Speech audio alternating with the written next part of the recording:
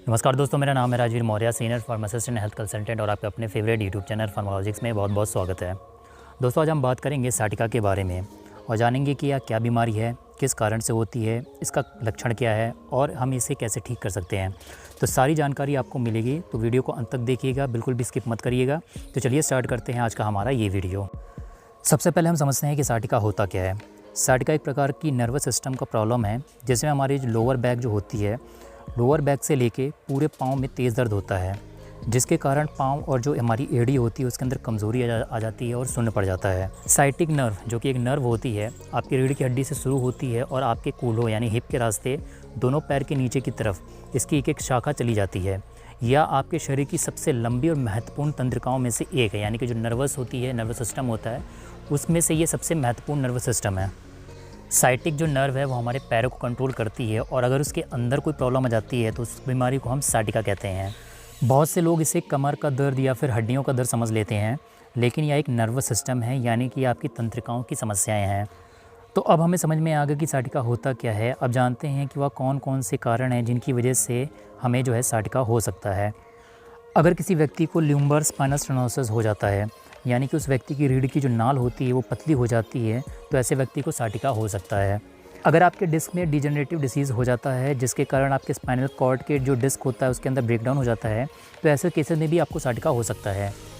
अगर आपको स्पाइनोलाइसिस है, यानी कि जब एक वर्टिब्रा का दूसरे वर्टिब्रा पर दबाव बढ़ जाता है, तो ऐसे केसेस में भी जो साटिका होता है उसके चांसेस बढ़ जाते हैं। साथ ही अगर आपको पीठ पर कहीं पर गंभीर चोट लग जाती है, आपको गठिया हो जाता है, स्पाइलिसिस नाम की एक बीमारी होती है वो हो जाती है, तो ऐसे केसेस में भी आपको साटिका हो सकता है।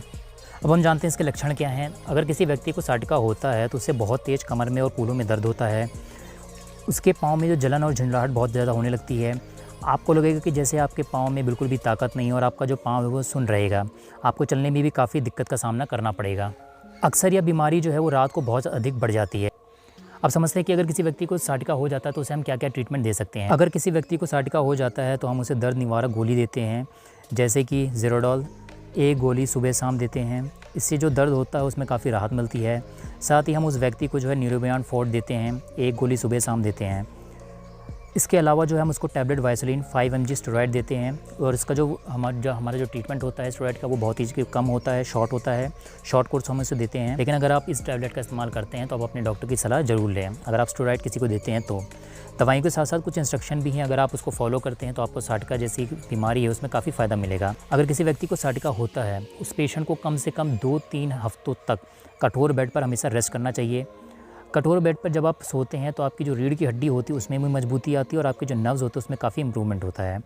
अगर आपको साटिका है तो पैरों पर मालिश भूल कर भी ना करें, इससे जो आपके दर्द के चांसेस जो है और ज़्यादा बढ़ जाते हैं, आपको बहुत ज़्यादा दर्द होगा अगर आप मालिश कराते हैं तो।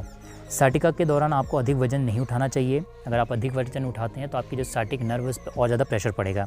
तो आई होप गाइस आपको आज साटिका के बारे में दी हुई संपूर्ण जानकारी पसंद आ गई होगी। अगर आपको हमारे द्वारा बनाया गया वीडियो अच्छा लगता है, आपको हमारे द्वारा बनाया गया जो कंटेंट है वो अच्छा लगता है, तो आप हमारे चैनल को लाइक कर सकते हैं, कमेंट कर सकते हैं, सब्सक्राइब कर सकते हैं और बेल आइकन का बटन ज़रूर दबा दीजिए। मैं ऐसे ही अच्छे वीडियोज़ हेल्थ और मेडिसिन के ऊपर लेकर आता रहूँगा। तो तब तक के लिए जय हिंद।